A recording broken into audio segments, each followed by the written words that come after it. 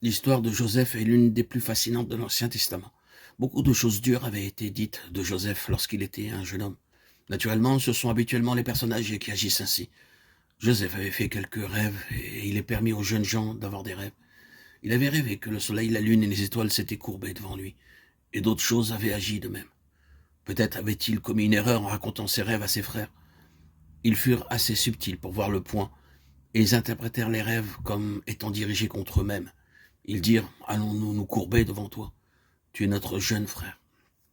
Nous ne nous courberons jamais devant toi. Maintenant, on peut dire ce que l'on veut au sujet de l'indiscrétion de Joseph.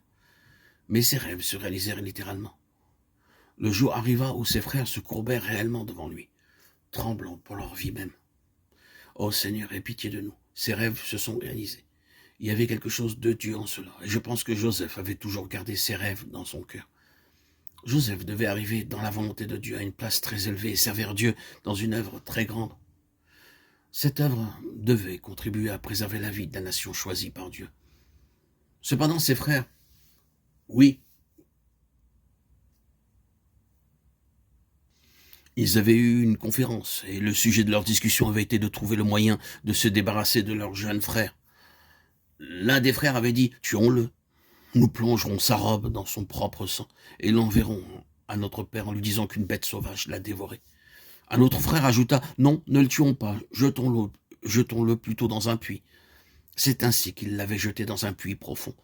C'était simplement une autre manière de le tuer, de le laisser mourir là. Ils le laissèrent partir. Ils virent alors quelques chameaux arriver, et une caravane passa au lieu où ils se trouvaient. Ils décidèrent donc de tirer Joseph du puits et de le vendre. Ils le vendirent ainsi à ces marchands qui descendaient en Égypte. Il fut pris et vendu en Égypte comme esclave. Or, la souveraineté merveilleuse de Dieu. Joseph devait aller en Égypte. Dieu avait voulu qu'il y aille, car c'était dans ce pays qu'il devrait accomplir sa grande œuvre pour sauver sa nation. Mais Joseph n'avait jamais pensé à la manière dont il arriverait en Égypte. Cependant, il y arriva et devint l'esclave d'un grand homme. Nous ne reprendrons pas tous les détails, mais par la trahison de la femme de cet homme, Joseph fut mis dans un donjon et il fut laissé durant des années. Où étaient donc ses rêves maintenant? Toute la situation était absolument impossible, mais Dieu l'avait permis. Tout ce dessein n'aurait jamais pu être réalisé sur des bases naturelles. Il ne pouvait être réalisé que sur une base surnaturelle. Et si jamais homme fut amené sur une base surnaturelle, cet homme fut Joseph. Mais cette transition de ce qui est terrestre et ce qui est céleste, de la vie naturelle à la vie de la foi, fut un passage difficile. Il fut très dur pour la chair, il en est toujours ainsi. Mais le Seigneur surnaturel l'accomplit. Personne n'a pu dire que Joseph ait pu faire cela, ni l'attribuer à un autre homme. Seul Dieu pouvait le faire. C'était sur une base surnaturelle, sur une base céleste et non terrestre.